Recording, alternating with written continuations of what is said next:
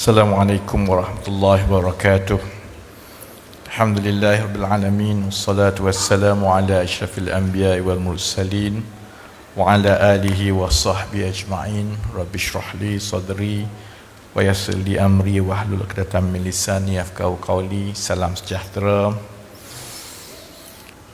Yang saya hormati Yang Amat Berhormat Datuk Seri Ahmaddin Syahari, Menteri Besar Selangor, Yang Berhormat Tuan Eng Sulim, Speaker Dewan Negeri Selangor, Yang berbahagia Datuk Nur Azmi bin Dirun, Ketua Setiausaha Kementerian Ekonomi, Yang Berhormat Datuk Haris bin Kasim, Setiausaha Kerajaan Negeri Selangor, Yang Berhormat Ahli-Ahli Majlis Mesyuarat Kerajaan Negeri Selangor, Yang Berhormat Ahli-Ahli Dewan Negeri Selangor dan juga Ahli-Ahli Parlimen, Yang berusaha Ketua-Ketua Jabatan Perkat Negeri dan Daerah, Wakil-Wakil Masyarakat, saudara-saudara yang dihormati sekalian.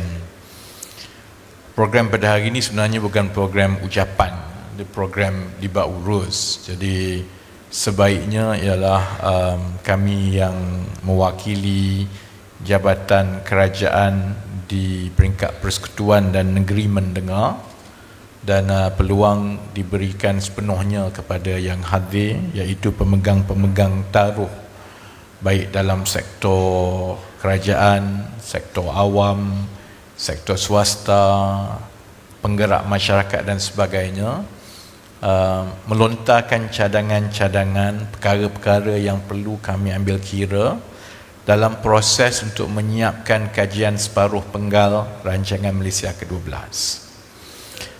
Sebelum ini, masa saya berada di tempat saudara-saudari, sama ada sebagai ahli parlimen dahulu ataupun sebagai businessman di peringkat swasta ataupun sebagai orang biasa, ada banyak benda yang saya sendiri kurang arif tentang bagaimana proses kerajaan menentukan peruntukan contohnya. Jadi kita ingat peruntukan ini minta dapat. Jadi tiap-tiap tahun kerajaan-kerajaan negeri contohnya akan menghantar senarai projek yang panjang, tebal ni kan. Antara tugas saya yang pertama di kementerian masa mula-mula masuk dahulu ialah untuk meluluskan permohonan projek-projek pembangunan untuk belanjawan 2023, kerana kita menyusun kementerian-kementerian agak berlainan daripada pentadbiran-pentadbiran yang lalu. Sebelum ini peranan ataupun kuasa, kalau dipanggil kuasa lah, untuk merancang perjalanan ekonomi bagi tempoh masa jangka sederhana dan panjang ini, peranan itu ada di Perdana Menteri. Sebab itu unit perancang ekonomi memang daripada merdeka lagi adalah di bawah kuasa Perdana Menteri. Kali ini berbeza sikit, kita bincang secara terperinci semasa pembentukan kerajaan dengan Datuk Seri Anwar. Kita tengok kepada tumpuan-tumpuan kita. Apa perkara yang penting untuk kita laksanakan untuk melangkau kedudukan ekonomi kita ni ke peringkat yang lebih tinggi. Yang pertama, kita kena kawal ketirisan dan mengetatkan tata kelola perbelanjaan negara. Kedua, kita kena strukturkan kembali ekonomi kita supaya ketimpangan-ketimpangan yang ada itu kita dapat selesaikan dalam tempoh jangka masa sederhana dan panjang. Ini antara perkara-perkara yang penting yang diambil kira masa kita nak bentuk kerajaan dan tengok kementerian yang macam mana dan bidang kuasa kepada siapa. Jadi keutamaan untuk mengawal perbelanjaan itu berada di bawah bidang kuasa Menteri Kewangan, kerana perolehan kerajaan diuruskan oleh Kementerian Kewangan. Dekat Kementerian Kewangan ni lah, kalau peruntukan dah ada, projek dah ada sebelum-sebelum ini, yang akhirnya keputusan perolehan itu adalah daripada Kementerian Kewangan. Jadi kalau kita nak selesai soal jerung, soal tiris, soal semua, kita perlukan orang yang sesuai di Kementerian Kewangan. Siapa yang paling sesuai sekali untuk bergelut dengan jerung-jerung? Perdana Menteri lah. Itu sebahagian daripada sebab kenapa kita merasakan orang yang paling layak untuk menjadi Menteri Kewangan ialah Perdana Menteri, kerana dia kena pegang soal perolehan negara supaya orang takut. Tak ada dah orang-orang cuba nak konarkan saya, sebab akhirnya yang akan tanda tangan soal perolehan ini ialah Perdana Menteri sendiri, kan? Jadi sebab itu kalau saudara-saudari tengok, tumpuan Datuk Seri Anwar sebagai Perdana Menteri ialah untuk perketatkan soal perolehan, kerana kita berbelanja sampai saya ingatlah kalau tolak gaji, tolak interest, tolak yang lain-lain, kita berbelanja sehingga 100 bilion setahun dari segi perolehan semata-mata. Kalau ada ketirisan 20-30% dekat perbelanjaan 100 bilion dalam bentuk perolehan ini, maksudnya ada 20-30 bilion yang kita boleh perbaiki. Sebab itu tumpuan Datuk Seri Anwar sebagai Menteri Kewangan adalah untuk memperketatkan tata kelola, kerana itu sebenarnya akan ada kesan yang besar kepada aliran tunai kerajaan. Saya tak payah cerita panjang soal aliran tunai kedudukan kewangan kerajaan. Kita semua tahu kita berdepan dengan hutang 1.5 trilion. Di peringkat antarabangsa, pelabur ke, pengurus-pengurus dana ke, bila dia nak tengok Malaysia, dia tengok kedudukan fiskal kerajaan persekutuan. Dia tengok pada tahap 1.5 trilion hutang ini, maksudnya kita telah melebihi 70% daripada saiz ekonomi kita. Kalau nak diterjemahkan kepada kita seharian, orang bank nak bagi pinjaman kepada kita, dia tengok pendapatan kita 3,000, 2,100 kita kena bayar hutang. Tak ada orang nak datang lah. Jadi sebab itu isu utama untuk memperbaiki kedudukan ekonomi negara, dia bersabit dengan menyelesaikan soal defisit dan hutang. Ini boleh dibuat dengan baik oleh seorang yang paling kanan sekali dalam kerajaan menjadi Menteri Kewangan, tapi dia tumpu banyak kepada tata kelola dan juga perolehan.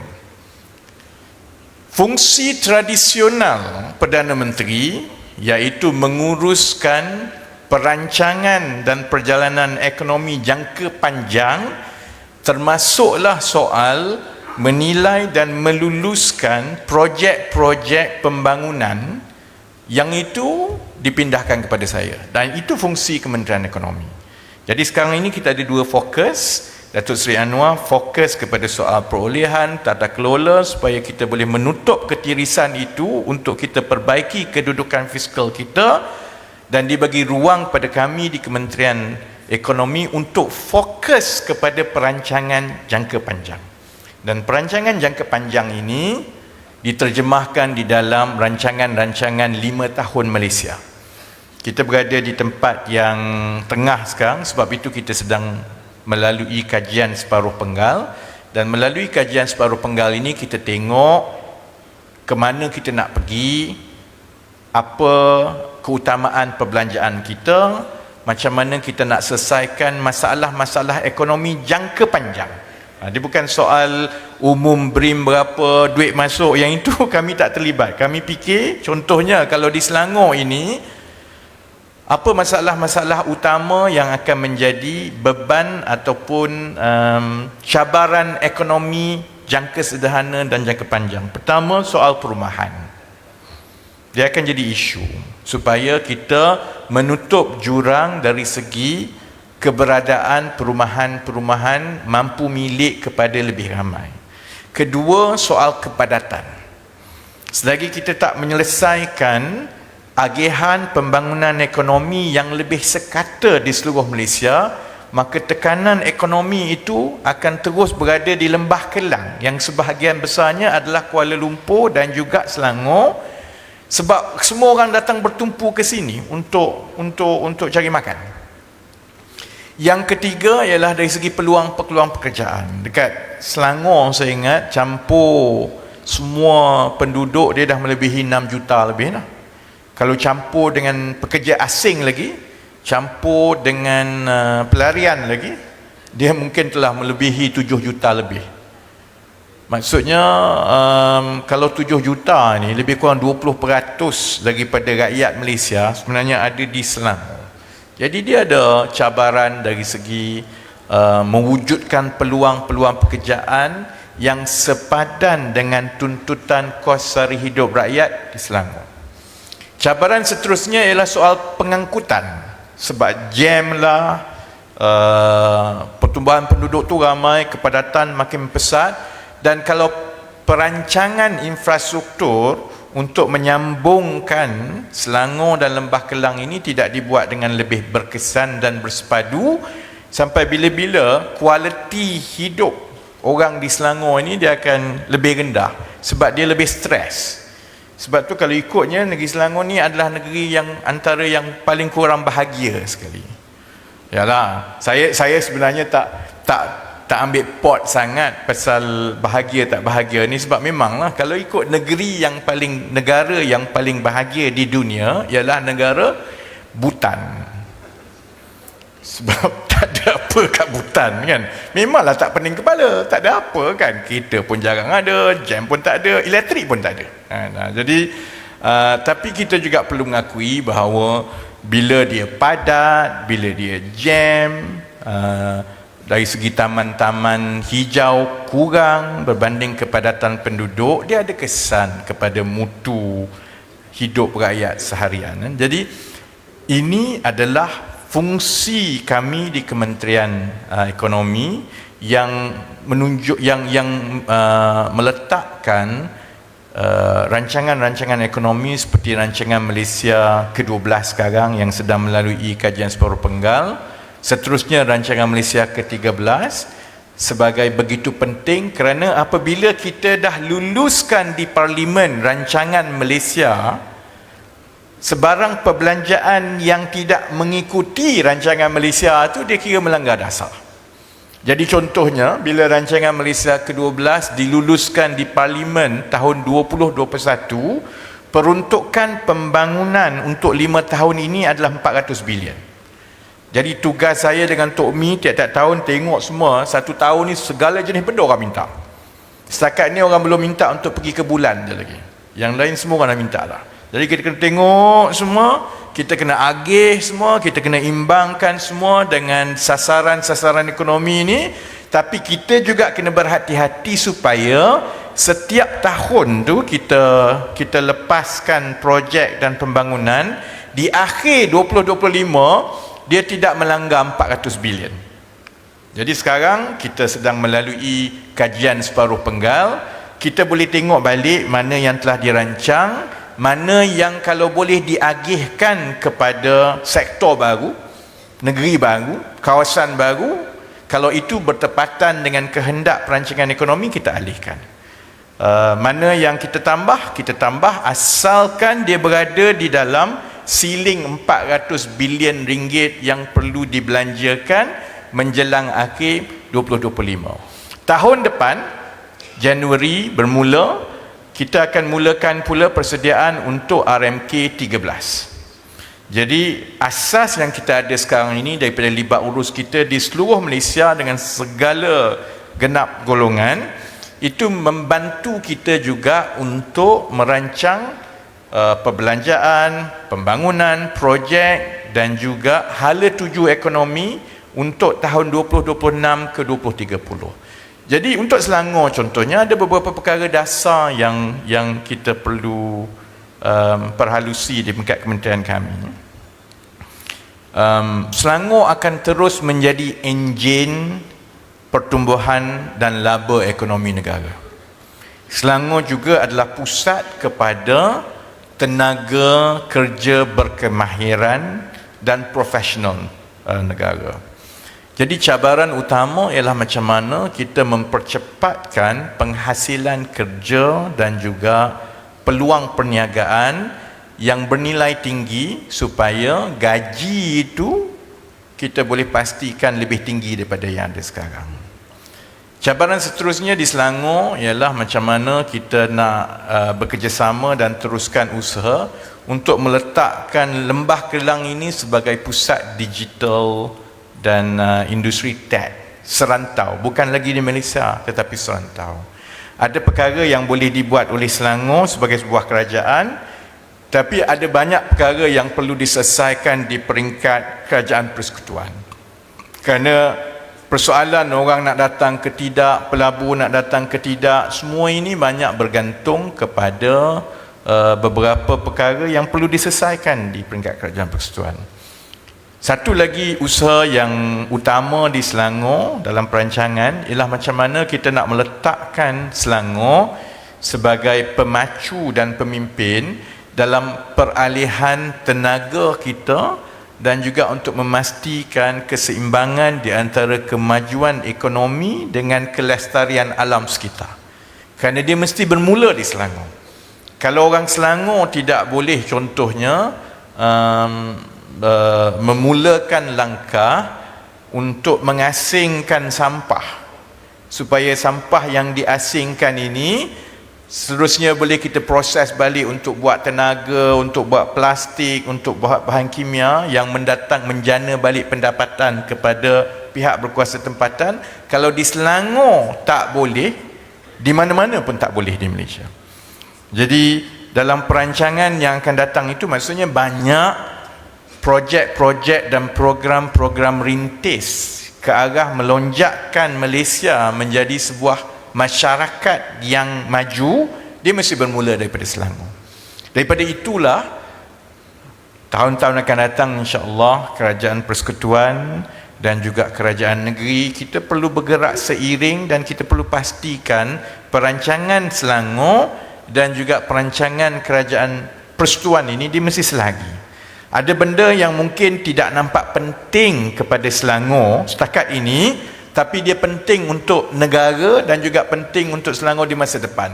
Ada perkara-perkara itu yang perlu dimulakan projek rintisnya di Selangor, maka kita akan berusaha bersama-sama supaya Selangor sebagai enjin pertumbuhan nombor satu negara akan terus memimpin peralihan ekonomi kita.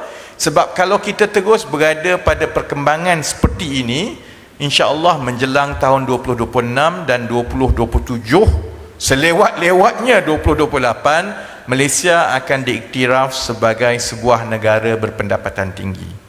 Tak banyak negara yang berjaya melalui perkara ini. Kita ada peluang ini, saya ingat 2 kali di masa-masa lampau, tapi kita terlepas peluang itu. Nak jadi negara maju je, ada je benda yang berlaku dalam Malaysia, dia jatuh balik kan. Jadi kita sekarang ini ada peluang itu, dan kerajaan persekutuan perlu bergantung juga kepada Selangor supaya pertumbuhan yang mampan dan berkekalan itu terus dipacu dan dikekalkan di Selangor. Jadi selepas ini kita akan berdialog.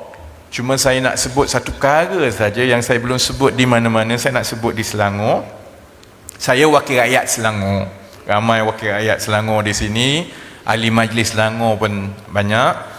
Dan kita menjadi negeri pembangkang yang lama daripada tahun 2008, sekejap saja 2018 sampai 2020 sampai sekarang kan. Dan salah satu perkara yang saya ingat kerajaan persekutuan boleh buat perubahan ialah macam mana kita mendemokrasikan peruntukan-peruntukan kecil untuk rakyat. Selama ini saya ingat masa kita jadi pembangkang dulu sebagai wakil rakyat kan, saya terpaksa buat macam-macam, jumpa kawan, minta zakat kawan dan sebagainya. Kalau contohnya ada di kawasan saya yang perlu dibantu, benda itu sebenarnya benda kecil saja, dia nak baiki longkang dia sikit saja ataupun jalan rumah dia tu. Dan kalau yang jadi ahli majlis, yang jadi adun pun kita berdepan. Di Selangor ni kawasan bandar, pengundi bandar, kita selalu berdepan dengan masalah itu. Orang kata ni bila nak baiki ni, bila itu, bila kita nak beritahu, kita kena melalui proses. Saya pun kena memohon, kena tunggu jabatan PBT, kena tunggu peruntukan semua kan. Jadi insya-Allah kita sekarang sedang merancang supaya selepas ini peruntukan besar untuk projek-projek rakyat seperti itu boleh dimohon terus kepada Kementerian Ekonomi oleh sesiapa sahaja dalam Malaysia ini, termasuklah Menteri Besar Selangor. Jadi tak payah melalui lapisan-lapisan semua ni dah. Pejabat daerah pun boleh terus minta dengan kami. Jabatan negeri pun boleh minta terus. Rakyat biasa pun kalau rasa depan rumah saya jalan itu perlu diturak, dia boleh mohon terus. Jadi dia kira win-win untuk semua. Kita sebagai rakyat, kita tahu bahawa I have a stake dalam taxpayers money. I can ask, dapat ke tidak tu nanti kami kena melalui proses lah. Maksudnya di Kementerian Ekonomi, Tok Mi tengah senyum sebab banyak kerja. Letih lah lepas ni sebab kita kena berdepan dengan semua ini. Kita kena bekerjasama terus dengan pejabat daerah dan sebagainya. Kita kena tengok. Tapi saya ingat itu satu perkara yang baik kepada semua. Itu satu bantuan kepada adun-adun supaya tak pening kepala. Sebab lepas ini sebenarnya minta-minta orang kurang jugalah mengacau adun atau ahli parlimen atau ahli majlis, sebab sebenarnya dia boleh minta terus. Jabatan pelaksana itu kita tengok kepada kesesuaian masing-masing. Kalau yang itu projek yang sesuai dilaksanakan oleh pejabat daerah, kita hantar peruntukan kepada pejabat daerah. Kalau dia PBT, kita hantar kepada PBT kan. Tapi itu membuka peluang yang sama rata kepada semua negeri, kepada semua orang. Kalau tidak, menteri yang bertanggungjawab kepada peruntukan, saya lah, menjadi terlalu berkuasa. Sebab ikut suka dia nak bagi pada siapa. Sistem yang ada kalau tidak dibuka, nanti saya kena menjawab akhir sekali nanti kepada siapa saya bagi. Dan mungkin ada orang rasa aku tak pernah tahu pun saya ada hak untuk memohon untuk baiki jalan, longkang, dewan dekat rumah saya dan sebagainya. Jadi kami di Kementerian Ekonomi sedang membangunkan, kita ada masa yang pendek, tapi insya-Allah kita akan peruntukkan sejumlah yang besar untuk seluruh Malaysia. Kita mula dulu tengok macam mana ni berlaku. Kalau itu mendapat sambutan yang baik dari segi jabatan-jabatan pun, jabatan-jabatan ada laluan yang terus kepada Kementerian Ekonomi untuk memohon peruntukan. Dia tak payah melalui banyak, kadang-kadang hantar surat ni, yang PBT dengan pejabat daerah dengan jabatan hantar surat ni boleh isi satu bilik lah kan. Memang banyak lah, tiap-tiap ada saja tebal ni kan. Tapi siapa yang hantar, dia mencuba. Ada orang yang tak hantar, maka rakyat di kawasan dia tak dapat lah peruntukan itu kan. Jadi kita akan buka begitu. Dan saya harap itu akan membantu rakyat di Selangor juga, kerana kawasan bandar ini dia juga perlukan banyak peruntukan-peruntukan kecil macam itu untuk membantu kawasan-kawasan bandar. Sebab kawasan bandar ni selalunya kalau dari segi perancangan infrastruktur kita akan kata kamu dah bandar, tak payahlah.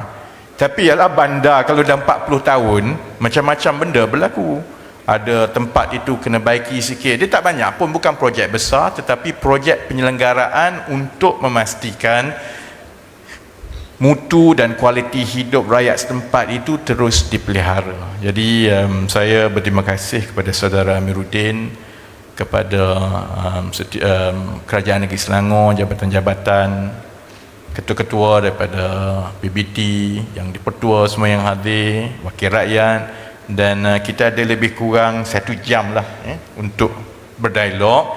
Saya tengok di semua tempat yang lain, bila berdialog itu ada yang datang melontarkan pandangan, ada yang datang tanya soalan, tapi banyak juga yang datang dengan senarai projek.